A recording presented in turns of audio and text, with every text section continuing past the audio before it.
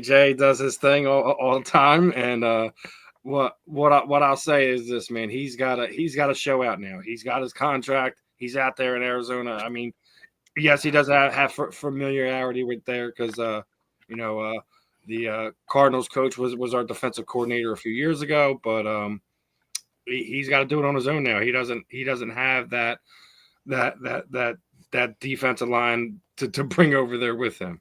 So we'll see how he eventually plays out there. I think I think for him as a career move, Arizona might be the dry death of him, so to speak. But I love him as a player. He doesn't quit. He's another one of these mid round guys that was drafted here, and just continue to grind and play at a high level. And I fully expect him to continue to do that in Arizona, but I don't think he's going to quite have the production numbers that he had here. We'll see how it all plays out. Okay, let's go to Eddie Prather's comment. We'll let Penman chime in on this. Josh bet on himself and won. Yeah, with the checkbook, he certainly did. No debating that for sure. Yeah, he did. He definitely bet on himself and won. Yeah, he deserves to get paid. He did, and he did it, and he got a Super Bowl ring. Goes to Arizona. Not a bad place if you decide to finish your career. You're looking for warm weather and got a little bit of money to do that. And you rest assured the state income tax is probably less in Arizona than it is up in the East Coast. All right, depends on what your thoughts about Josh sweating his way all the way to the Southwest.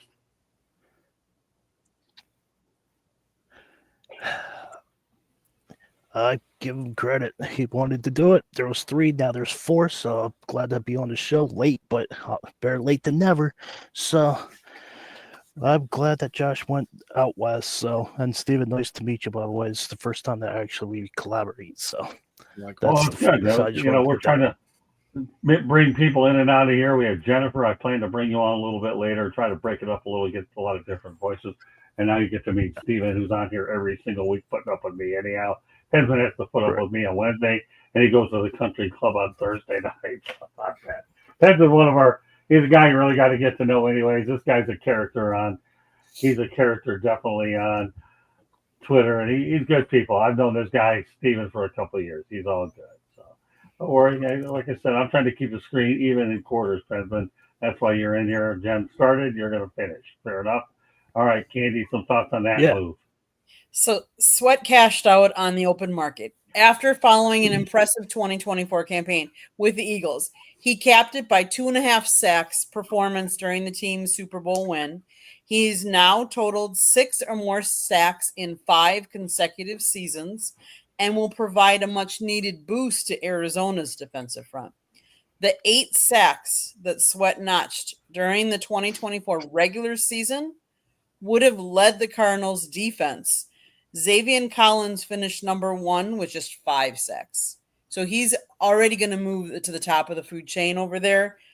Whether he has the same performance remains to be seen, but you're playing in a different conference, different coaches, different supporting staff.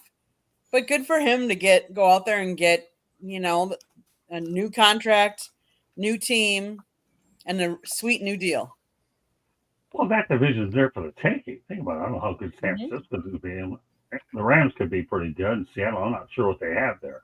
Arizona, if Tyler Murray plays pretty well, it could be all right out in Arizona. Seattle's probably going to build up from the draft. Yeah, I think so too. I really think you're right, Penman, that they could. So that division is more wide open. The free agents are pretty much done. Pretty much. There might be a few here and there. We're going to get to a few more later in the show, or at least one more that we're going to get to, Penman. You're in time for a couple of these other ones. So with all due respect, not a bad thing you can do. You get a ring and then you get paid. All right, Candy, station break time. You are listening to the South Florida Tribune YouTube channel. If you see that red subscribe button in that lower right-hand corner, click it, like us, share us with all your friends and family. South Florida Tribune Publishing Company published a book, Lessons from the Microphone, Tuning into the Enduring Wisdom of Visionary Leaders. It is written by our host, Scott, the Motor City Madmouth, really seriously, really Morganroth.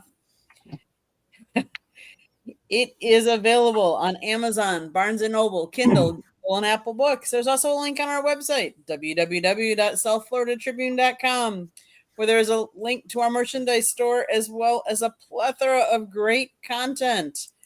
Again, on our YouTube channel, if you look at South Florida Tribune YouTube channel, we're putting up all kinds of new content. We're putting up stuff. If you were listening earlier in the show, we had a little clip of Cam Ward. Well, there's more of Cam Ward's interview with the media from Pro Day yesterday up on there. So go check it out. There was a comment about Carson Wentz. There's an interview from Carson Wentz on our YouTube channel. So go check that out as well. If you like to listen to podcasts, you can find us wherever you get your podcasts. If you want to be a guest on the show, you can always email us at southfloridatribune@gmail.com. And if you want to sponsor a show or advertise, call Scott 954-304-4941. Okay, Scott. Excuse me, Kenny. Why don't you put that comment up there about Xavier Restrepo? I'll be the sole one that comments on that. I have some thoughts on that. So go ahead. You can dig it up here. I'm trying to find it myself. All right, it's from Eddie Prather. Let me put that up there. I'll just do it. Did Xavier Restrepo have a good pro day? Number one, Dallas needs another wide receiver. You never know. He could end up going down there. I think what they say his times was like 4.83 or whatever, a little bit slow on the 40-yard dash side. So he's available if Dallas wants him. I personally would love to see Xavier land with the Titans and be reunited with Cam Ward. They made an incredible combination. But I had an opportunity to interview Xavier Restrepo last year when he was watching the Pro Day. And tell you, when you see him, he's definitely built up in the weight room, and he looks in much better shape. And he's the all-time receiver in Miami Hurricanes history. When you look at the receivers that they've had through the years, like Michael Irvin, just to name a few of them. Michael Irvin, I'm trying to think. There's a million of them that have come out of there. Candy will probably research it. Great career. It could be a find in the draft. So maybe if you judge by the 40-yard dash times, people will say no, but this guy can catch the ball, and he's a possession receiver is what he is. Somebody's going to find themselves a good pick in Xavier Restrepo. That's for sure. So Candy will come up with a couple more names, and we'll proceed going forward. I have Michael Irvin. Oh, I'm trying to remember. Santana Moss, Reggie Wayne. Let's see who else was on there. There's Michael Irvin, Lamar Thomas, Stacy Cole, Andre Johnson. Andre Johnson's a great one for the Texans, so in the Hall of Fame actually. Those are the big ones. Reggie Wayne, Santana Moss, Michael Irvin. So that's some big company right there. It really is. So I just want to make. I'm going to comment a little bit. Sure, go ahead. I think Xavier was a little disappointed in his results, in some of the skills like the 40-yard dash and some of the other things. But I think when Cam was throwing, there were a lot of times that the two of them he was receiving, and he had some really good catches that really showed off some of his talent.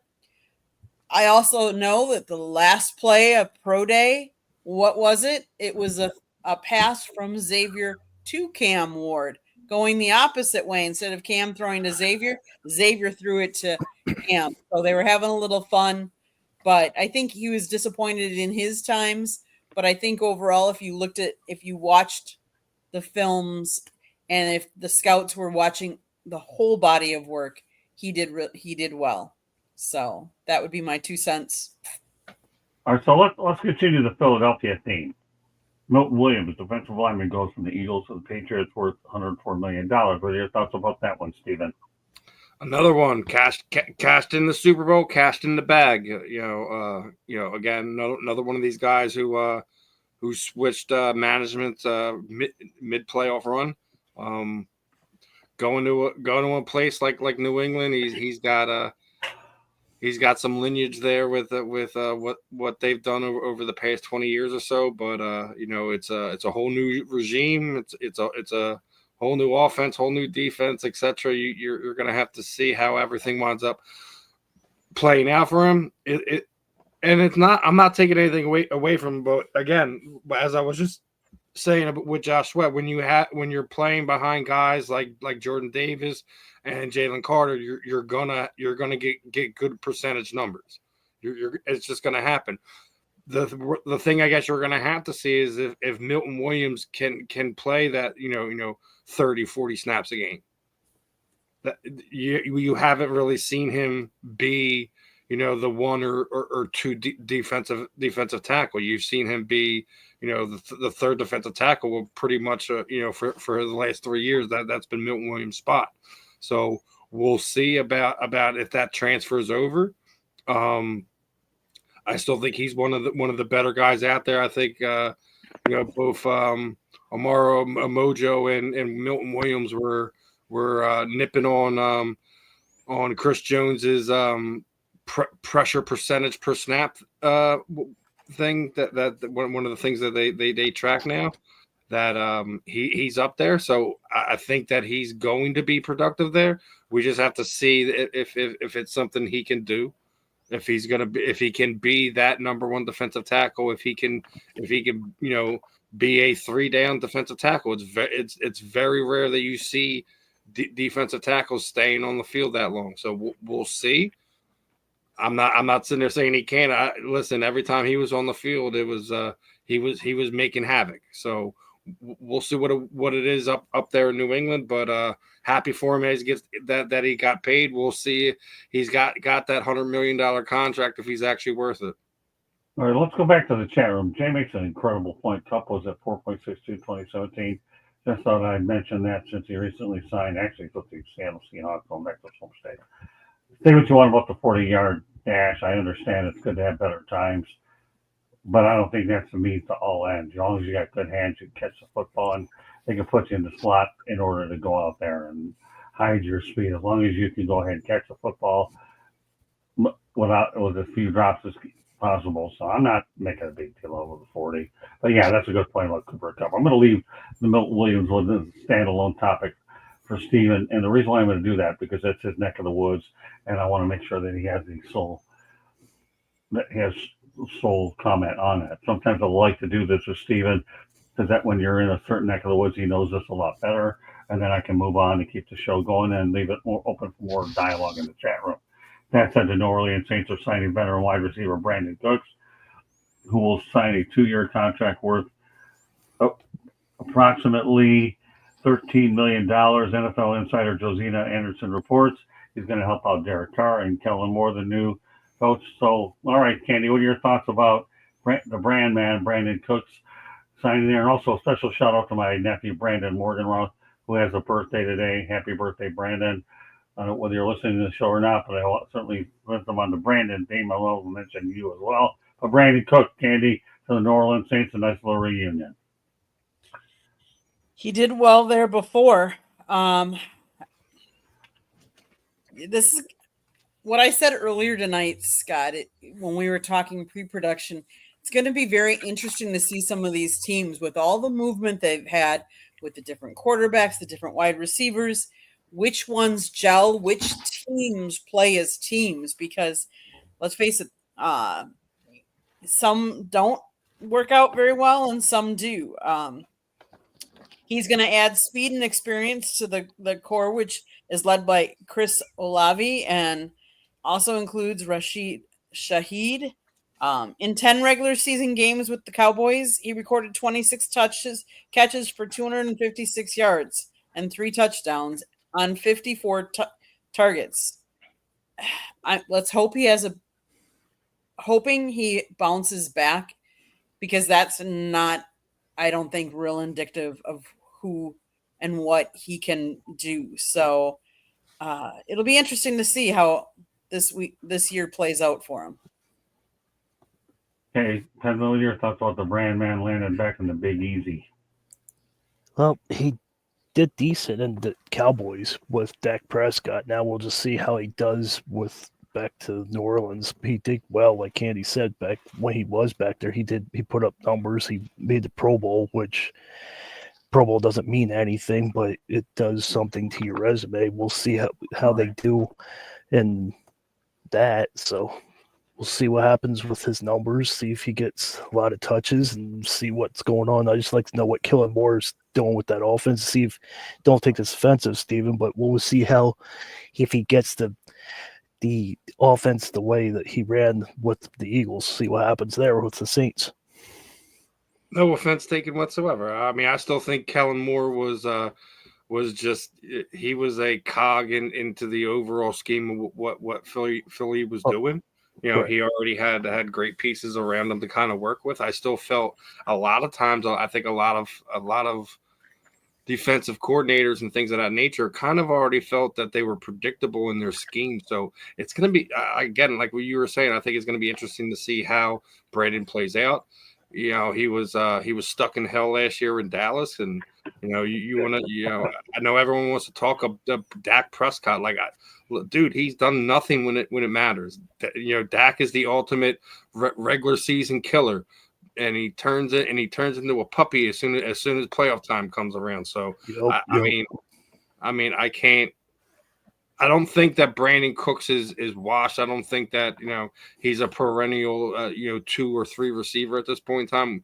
I will see what happens, how everything plays out with New Orleans. But I think that another point that you said, you know, Pro Bowls don't mean anything. All pros mean something. So if Brandin Cooks was an all-pro at any point in time in the last 5 years, it'd be something to kind of pique your ears about. But Brandin Cooks has been kind of a secondary target for the better part of the last handful of years, and we'll have to see if he can rekindle that Saints magic that he had a few years ago when he was there. But I think when it all boils down to it, is he's going to be a overall part of a scheme. We'll have to see if Mr. Kellen Moore's scheme is any better this year in New Orleans. I can't give you an answer there. You know, we only have Kellen one year here, and he had the advantage of having two of the one, in my opinion, the best wide receiver duo in the NFL and the best running back in the NFL with the best offensive line. So that's not what he's going to be having in New Orleans. Brandin Cooks can definitely help him, but they still have to have better production and you know, just better offensive all around in New Orleans. The only thing I'll say about this whole thing is I don't think the Philadelphia Eagles lead PR guy, he didn't call on me because he had a problem. Now that I know what I think about it, ignoring me because I talked about his 2 assistant coaches being valuable with Big Fangio, who did stay there, and Kellen Moore getting a job. So sometimes the PR guys don't like what you say. That they have the one tool that if you raise your hand, they're going to ignore you. I don't care. I was just doing my job. Nevertheless, he did win and he did leave. So if he holds a grudge against me, Kellen Moore was laughing all the way to the bank anyways, and I don't care. Answer Eddie Prater, Dak Prescott doesn't beat good teams. That's true. Cooks went to Oregon State, go Beavers. And Huntley, Ravens' old backup QB, made a Pro Bowl. That shows what the Pro Bowl means. It doesn't mean anything. I'll tell you why. It doesn't mean anything. My longtime friend and colleague, Jerry Green, when I saw him here at the Miami Super Bowl, said, I'd go to that thing. I don't like it. I only went there for 1 year just to say I've been to an all-star game at the NFL. That was it. But Jerry Green, rest in peace, is the guy who covered all the Super Bowls until he passed away recently. Rest in peace, Jerry Green. Everybody comment on Brandin, making sure everybody got in. Final topic of the night, Stephon Diggs, 3 years, $69 million, $26 million guaranteed with New England. All right, we're going to start off with you, Candy, on Stephon.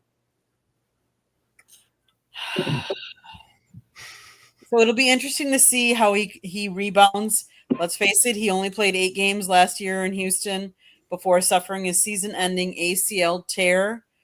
He hauled in 47 receptions for 496 yards and 3 scores in his lone campaign with Houston.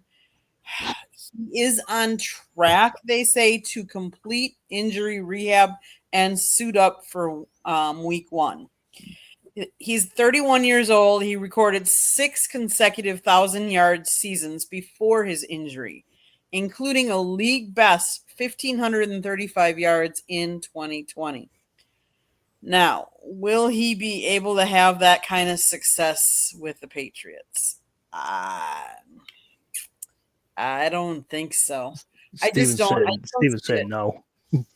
You know, no, Jay, I do not hate Diggs. I just don't see him having the success that he had in the past. It remains to be seen like I said earlier, this is going to be, I think we've seen more free agency moves and more quarterback and wide receiver and individual players move than I remember in the past. So a lot of these teams are getting a new look, whether it be new coaches, new quarterbacks, new whatever. I think it'll be interesting to see how some of these play out this year, whether they have the years that they've had in the past. I'm not so sure Stefan will. Fair enough. All right, Ken, what do you think? Well, I'm going back to, where is he? I can't find it. Well, anyway, there was a comment. Give us an idea of who you think you were looking for. No. I was looking for a comment, but no. The New England is spending money is very true. Jay said it, but I can't find it on there. But Jay, there it is. That New England is spending money. They're getting that defense player like you guys talked about, Stephon Diggs. They spend money on him. Will he be like the Buffalo Bills? I don't know. But Odell Beckham Jr. had the same injury back at the Super Bowl. He came back and he has not produced the same numbers as he did before he tore his ACL. So will it be Odell Beckham Jr. Part 2? Time will tell. As long as they just need him to get the first down and keep the ball moving. That's what the Patriots are paying him to do. They're not paying him to be the 2020 Stephon Diggs that they wanted to be. So I thought he was going to be with his brother down in Dallas, but obviously that didn't happen. So that's my take. Well, I like your point about mentioning Odell Beckham Jr. That's a good one, Penson. Good stuff. All right, so I'll let Steven go ahead and either add to that or come up with something on his own. Stephon Diggs is, 31, 32 years old, coming off an injury. This is when a good percentage of your professional athletes, especially football players, start to break down and kind of fall off that cliff. I mean, you do have your rare occasions where guys do come back, guys do have some remnants of what they used to be. But as he was just saying, they don't need Stephon Diggs to be, an all-world wide receiver. They just need some stability there, somebody they can count on, somebody who's got good hands. If he can do that, then I think that it won't be a bad investment. But if they're going into this thinking that, we got Stephon Diggs from 3 years ago, that's not in the cards. That's really not in the cards. And yes, New England has spent a lot of money in getting in there and making a difference for the free agents that New England are bringing in. They have to make a big difference now. That I don't think Robert Kraft is going to deal with another sub 7 win year. He's not going to deal with that. So yeah, I think they are going technically all in, but it's technically into a rebuild. You're bringing in guys that they feel that are going to help them. We'll see if it's something that'll produce on the field, or if it's just having, or even if it's not even a playoff run potentially, but it's just a step forward in the right direction where you're not picking in the top 5. That I think that's what Robert Kraft is really looking at from this team. Obviously, it's another kind of rebuild year, but going in, bringing in a Milton Williams, going to bringing in Stephon Diggs, you're letting your quarterback know that, like, hey, we are investing into this team. We are trying to get better. So we'll see how it is. As Candy said, there's just been a whole lot of changeover. Regardless if we're talking coaches, quarterbacks, it's going to be real interesting to see if all these pieces fit well together. Vrabel's a good coach too, so he'll Vrabel was a good coach. I thought it was funny that Vrabel traded away AJ Brown, but they were calling the Eagles up to see if he was available this offseason. Like, what are we doing? And that's why you wound up having to make a signing to go get a Stephon Diggs, because they absolutely knew, like, we needed a wide receiver, and they weren't going to wait to go get one in the draft. Or if they have another idea what they're doing with their draft pick, it didn't want to have to go address a wide receiver with that. So we'll see how it all gels together. I think that they'll, without a doubt, if not for nothing, they will at least be a much better defensive team. With having Mike Bravel there, with bringing in a guy like a Milton Williams. So we'll see what happens there in New England. Again, I like Diggs if you're not referring to him as wide receiver one. If he's your mentor, if he's your second option, the quarterback security blanket, so to speak. Great points all the way around. Here's my take on this. First of all, New England had to do something to get Drake May another target. They did. Keep in mind, DK Metcalf turned them down, did not want to go there. Second of all, Jared Mayo had that clause where he had to be named head coach for at least 1 year, and then if he didn't perform, then they had the right to let him go. Bill Belichick left the cupboard bare, and they wrecked Mac Jones. I think Mac Jones actually ended up landing in a good place with San Francisco, where he should have been drafted in the first place, and he'll get to learn under Kyle Shanahan. Others talk that maybe Trey Lance could end up in the United Football League. So when you put things in perspective, I think there's no question that New England overpaid for Stephon Diggs, but sometimes when you're a bad team, you have to pay a little bit more money to get somebody. That's what they did. Steven, I'm going to go back to what you said. You're not going to get the same Stephon Diggs of 3 years ago. No way. If you're lucky, you get a guy who probably amasses about 700 yards and maybe 4 or 5 touchdowns, and hope that you're able to land something in the draft. And we talked about it earlier. Maybe Xavier Restrepo might be a good fit for the New England Patriots. Why not?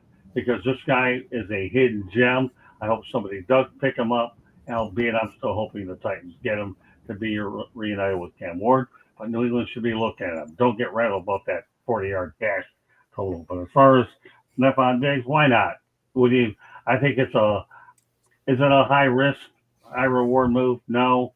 But sometimes you have to pay a little bit more in order to get a guy. But you have to help your quarterback out. You really, really simply do. Any other questions or comments or closing thoughts while we did? I want to thank Jennifer Matthews-Lewis for coming in first part of the show. And, of course, we have Penguin on the back half of the show. Sometimes I'll do that when I have guests where they come on and we add somebody else. But the part about Penguin is he knows how to get in here. He tends to come here on short notice, and he does an incredible job doing exactly the way to do that. And, of course, Jay, you're right. The best way to help the quarterback out is get him with some offensive line. Keep in mind you have the NFL draft coming up in about 30 days or so. So it'll be more heavy with offensive line help. It is heavy. Yeah. Penguin is a team player. We've known that. That's one of the reasons why he's a valuable. Can we throw one more topic in? Sure, go ahead. Is there a chance that Tyler Lockett might go to Pittsburgh? I don't know. Well, I'm going to ask Steven. What do you think, Steve? Because of DK? I mean, I was joking on my own show that he was going to wind up being a Jet, right? But I mean, you really have to go and look at like who could benefit the most from having a high ceiling number 2 wide receiver in a guy like Tyler Lockett. I think with the fact that Russ just signed that with the Giants, I wouldn't be surprised to see him go in someplace like there. I mean, where else do you think is going to need help like that? Do you see him potentially filling the role that Stephon Diggs just left in Texas with Houston Texans? Yeah, with the Texans, man. It's one of these things like you can sit there and play devil's advocate until it gets down to it. I think that ultimately Lockett signs with a team after the draft, but that's just my initial thoughts on where he is going to be compared to where everything is right now. Well, let's add another comment to Eddie Prather. Great topic. Great answer. If Lockett signs with Steelers, I think Pickens gets traded. Possible. We'll see. We'll leave that one out there. There's a lot more transactions to be had, but it's worth putting it up there since Eddie mentioned it in the chat room. I tried to do as many comments as I can, as long as the road tips the show, and I can tell you everybody that's contributed in this chat room has done an absolutely fantastic job. We appreciate everything that has been put. And I'll say it again, with everything that's left, Aaron Rodgers is going to Minnesota. You really I hope so. I do not want him in my stadium at all. And Russell Wilson signed. I'm like, no. I already said it on this program a few weeks ago. He's going to compete the Favre trifecta. Now I hope you're right. I hope JJ learns from him or gets traded. If we get JJ instead of Aaron, I'm gonna go lit. It's a fat chance, but like he's glad that they haven't named him the starter yet. He wants to earn his spot. Let a veteran like Aaron Rodgers come in and let JJ McCarthy beat him out for the job. Let him beat him out for the job. He spent a year, rehabbing, watching how everything works in the NFL. Who's to sit there and say that he won't beat him for the job? And Minnesota winds up just paying him to freaking sit there and be on the sideline. And I've watched JJ in college, and I've always wanted him to be drafted by the Steelers. If he gets to the Steelers, I'll be so lit and beat Mason Rudolph off for the Steeler job. Oh, that'd be awesome. I'm just saying, as a fan point of view. You were making fun of Carson Wentz. I have a good feeling that's where I said Pennsylvania last week. Huh? I said Pennsylvania last week to you. I like where Jay's going. Rodgers to Minnesota equals more wins for the Lions. That boy, Jay. Your hat, Candy will put the hat in the mail probably tomorrow or for sure by Thursday.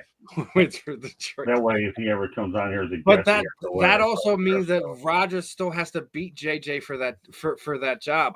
I don't think Rodgers is a starting quarterback this year. I think he's either a stopgap or he's holding a clipboard.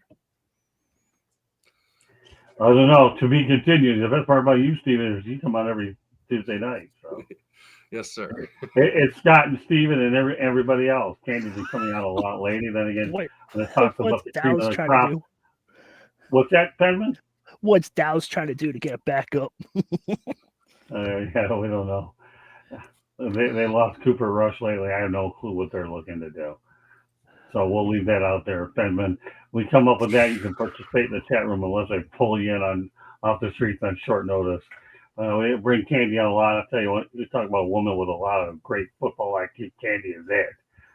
I've never seen a woman, we can talk 24 hours a day about football. That's why she belongs on this show, and she gets as much airtime as she can get on here, and we'll have a lot more people on. But I know one thing you can expect every Tuesday night, the Scott and Steven Show, etc. etc.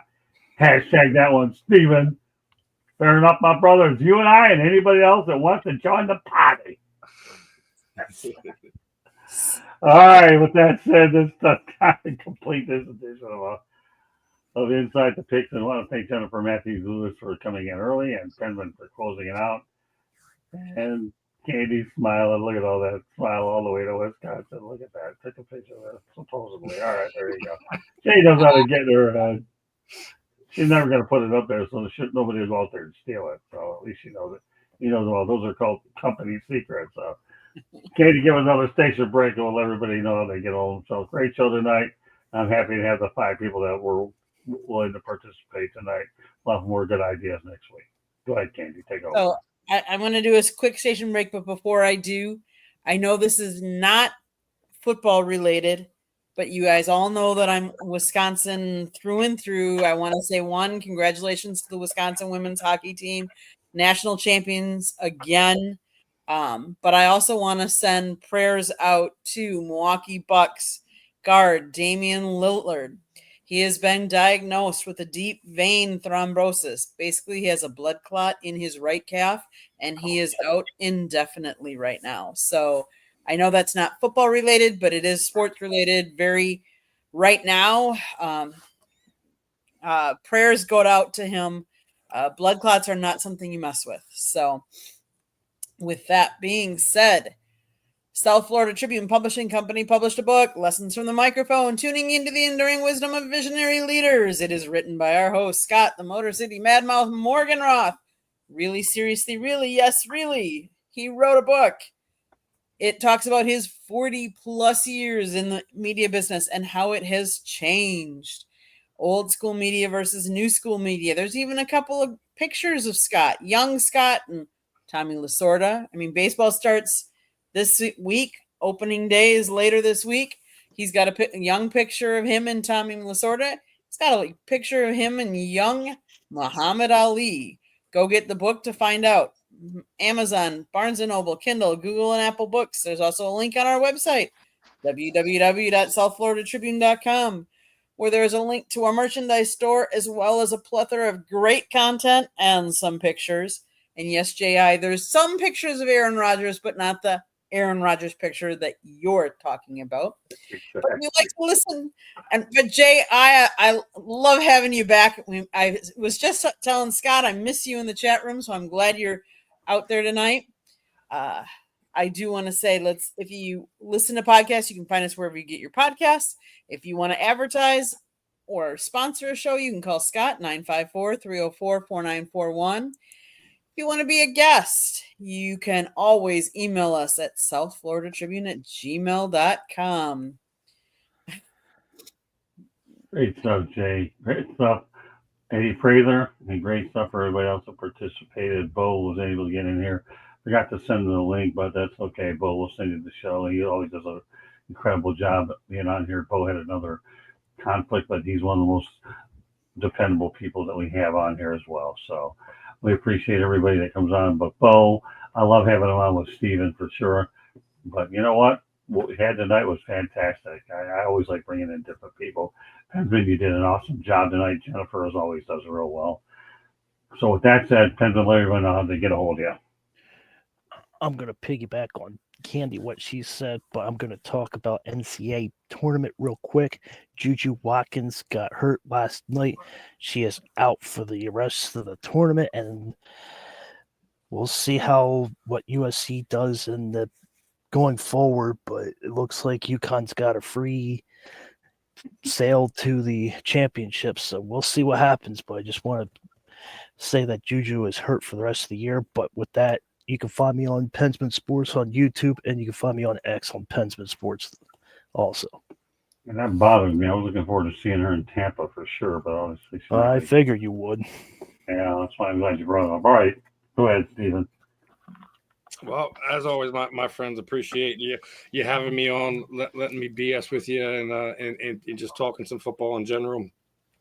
You can find me, every Wednesday morning on the Fan in the End with, myself, former Titans tight end Ben Troop, and my good friend JB, who runs JB Sports, aka Just Blaze Clothing, and look, we got a lot more fun stuff coming. We had, I think I did 4 interviews this weekend with BKFC fighters that were either competing on the fight night card that just happened here in Philadelphia, or that had upcoming fights. I think Justin Street is fighting the 27th there in Hollywood, Florida. So BKFC is the combat sport that everyone's talking about right now. And as we were quick touching on that, we didn't talk on it today, but rest in peace to George Foreman, who was an absolute legend, in the ring, outside of the ring,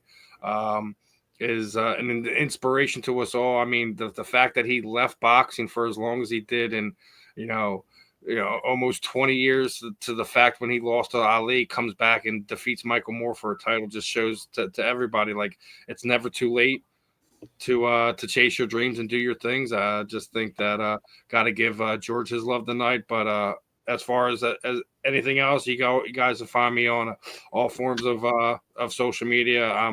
Just type in my name. You should find me at both on all 3 major platforms, both Facebook, Instagram, X/Twitter. Just it's Steve Sports Talk 1, and I'm pretty responsive to anyone. So just so if you follow, just know I'll be talking to you. I don't have empty followers on my page. I will delete you faster than an aging star gets cut from the NFL these days. So. Well, Steve's a big help to us with sharing our stuff, so I really appreciate what Steven's done. And I did find him on Twitter. I talked about committing Grant Larson. I pulled you off of Twitter, and I tell you what, I made out like a bandit pulling you out of here and dragging you out off of Twitter for 1 hour a week. You're doing this stuff with us, so great stuff. I'm proud to have you as my teammate, Steven. Also, the one thing I do want you to do real quickly, if you don't mind, is give everybody a little information about Ben Troop. I'm going to say this right now. Ben Troop will be on Inside the Pigskin real soon. This week was obviously a little bit tough because Candy and I were in spring training on Sunday. Then I had a quick turnaround over at the Miami Hurricanes spring game, so I didn't have to really prepare. But Ben Troop's the guy that I'm hoping to get on as often as we can. You know what, Steven? Please let everybody know about what we can expect. And if you have any other people that want to come on Inside the Pigskin, don't hesitate to ask them and then let me know when you've done it and get me the phone numbers and we'll bring them in here. I'm going to be injecting a lot of new people on Inside the Pigskin in addition to the holdovers that we have. Go ahead, Steven. Yeah, Ben he's an energetic, fun, like he's got stories, man, and it's great. He always gives a fun aspect to it. Like even though he's a former player, was in the league, 5-6 years, whatever it was, he knows he wasn't the best guy in the world, but he has an interesting perspective on things. He loves the college game more than anything. We haven't even really got a chance to scratch the surface of that, at least on my program. And he actually has, I think, 2 other podcasts that he does. He has another show called No Fall Weddings, and he still has his other program, which is 84 questions. Obviously 84 was his number while he was a Florida Gator. So he does a lot of podcasts and a lot of media. He's really interactive. When you get a hold of him, you literally just type in his name, regardless if it's Facebook, Instagram, X, just Ben Troop or Ben Troop 84 should be the easiest way to find him. And listen, I've already said it, man. He should be one of these guys that are on the the ESPN talk shows or the Fox Sports 1 talk shows. He has that kind of insight, and he's fun to talk to. Get ready for Ben Troop. He'll be coming on Inside the Pigskin soon enough. I'm looking forward to having him as a regular contributor like yourself, Stephen. Again, you and I, we've talked about this privately. Our goal is to make this the best football show out there, right, Stephen? That Inside the Pigskin is going to be something that you look forward to tuning in every Tuesday night at 8 o'clock, and Stephen and I, and etc. So we will be talking soon, and we're going to get Ben on pretty soon. And I have a lot of great, tell Ben when you talk to him, I have a lot of great college topics, and I'm going to hold on to him. We might even bring him on to a UFL show as well, because after all, this guy here talks about colleges and prospects. So Ben's going to be a great addition when we add him pretty soon. So once again, I hope you've enjoyed this edition of Inside the Pigskin. On behalf of Jennifer Matthews-Lewis, Candy Ebling, Pens and Sports, and of course my co-host Stephen Reichel, my name is Scott Morgan, the Motor City Madmouse. Thank you for joining us on this edition of Inside the Pigskin. We'll see you next Tuesday night. Have a great week, everybody. God bless. Thanks for joining us. An outstanding job with everybody that participated in the chat room. We thank you immensely. Good night, everybody.